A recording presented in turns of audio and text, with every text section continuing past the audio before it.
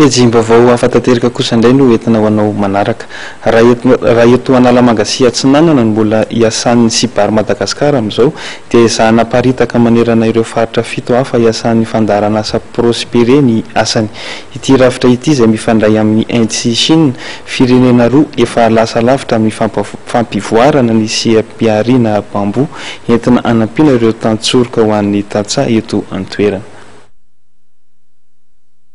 Mahery ny 2 amin'izao ireo tantsaha miasa ao anatin'ny sehatra ny fiariana ny bambo eto Analamanga. Hatramin'ny taona 2012 izay nanombohana ny fandaran'asa fampivoarana seapim-piariana ity dia natsapa ny vokatsoa entiny amin'ny fampidiram-bola ho an'ireo tantsaha mpamokatra, mpitrandraka ary mpanodina azy ny fanjakana sy ireo mpahazo tombotsoa. Raha efa miasa eto Madagasikara ny Sibary Madagasikara aka ny faritra Analamanga sy Atsinanana nanombohana azy dia verina hitarina manerana faritra 5 iasan'ny fandaran'asa Prospere izany, izay indrindra ary no antom-pisiany ny atrikasa ny tanterahana androany teto amin'ny Le Pavé Antaninarenina. Atrikasa izay tanterahana androany zany dia zavatra lakolongiza be.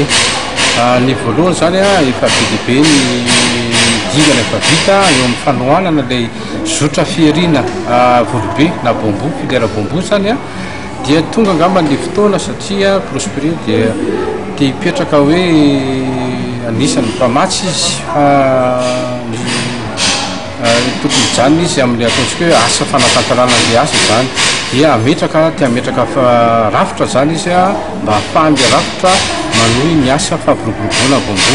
Rafitra anankiroa zany no heverina ho atsangana zany. Ny voalohany zany dia ny ataontsika hoe cluster na saloy bambo zany dia ny faharoa zany tena ngeza be dia ny Sibary Madagasikara Centre International Bambo Indratana zany teknolojia izy io izany hoe misy rafitra eto an-toerana zany mifandray amin'ny rafitra any ivelany zany Inde sy Chine zany dia mifanakalo atao hoe fahaiza-manao hitrandraka ny fahaiza-manao avy any ivelany izay manana traikefa efa lasa lavitra zany dia io rafitra io no mifandray amin'ny any Inde sy Chine dia miezaka manaparitaka azy zany amin'ny tantsoroka eto an-toerana amin'ny faritra anankisivy izay isan'ny fandaran'asa Prospere.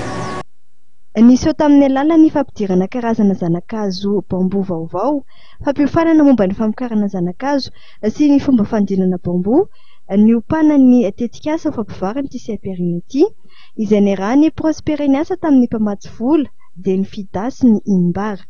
Ankoatr'io efa miasa ihany koa ny ivon-toerana fampiofanana sy fanaovana andrana eny Tanjombato.